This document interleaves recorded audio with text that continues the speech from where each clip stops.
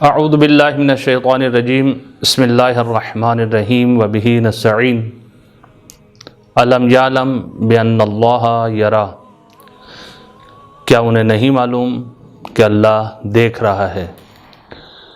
پروردگار عالم قرآن مجید میں ارشاد فرما رہا ہے، جس نے اللہ کے اور اس کے رسول کی اطاعت کی فقط فاز فوزا عظیما، تو یقیناً ان لوگوں کے لیے کامیابی اور کامرانی ہے۔ یہی لوگ کامیاب ہیں جو اللہ اور اس کے رسول کی اطاعت کرتے ہیں۔ قرآن اور راہ سعادت کے عنوان سے آج جس چیز کو ہم نے بیان کرنا ہے وہ یہ ہے کہ انسان اللہ کی اطاعت کرے، اور انسان کا عقیدہ محکم اور پختہ یہی ہے کہ اللہ ہے اور دیکھ رہا ہے، ہر جگہ ہے۔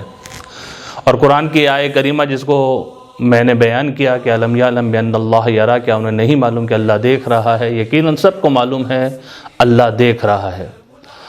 لیکن عزیزان گرامی، مسئلہ یہ ہے کہ انسان ماں کی گود سے لے کر اب تک یہی سیکھتا آیا ہے اور یہی سنتا آیا ہے کہ اللہ ہے، ہر جگہ ہے اور دیکھ رہا ہے۔ وَقُلِ اعْمَلُوا فَسَيَرَى اللَّهُ عَمَلَكُمْ وَرَسُولُهُ وَالْمُؤْمِنُونَ، اے حبیب ان سے کہہ دو جو عمل تم نے انجام دینا ہے انجام دیں، لیکن یہ یاد رکھیں اللہ بھی دیکھ رہا ہے، اس کا رسول بھی دیکھ رہا ہے اور مؤمنین بھی دیکھ رہے ہیں۔ قرآن کی مختلف آیات یہ ہمیں بتا رہی ہیں کہ اللہ دیکھ رہا ہے، لیکن سوال یہاں پر یہ آتا ہے کہ جب انسان تنہائی میں ہوتا ہے تو انسان چھپ کر گناہ انجام دیتا ہے، غلط فعل انجام دیتا ہے۔ کیا انسان کو یہ نہیں علم ہے کہ اللہ دیکھ رہا ہے؟ کس کا خوف ہے، مخلوق کا یا خالق کا؟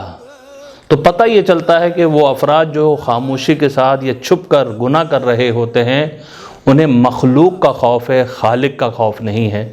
اور جب تنہائی میں انسان اور خلوت میں انسان جو گناہ کر رہا ہے تو اس سے ایک بات اور یہ سمجھ میں آتی ہے کہ عقیدہ توحید ہمارا محکم اور پختہ نہیں ہے، اسی وجہ سے جو ہم سے گناہ جو وہ سرزد ہو رہا ہے۔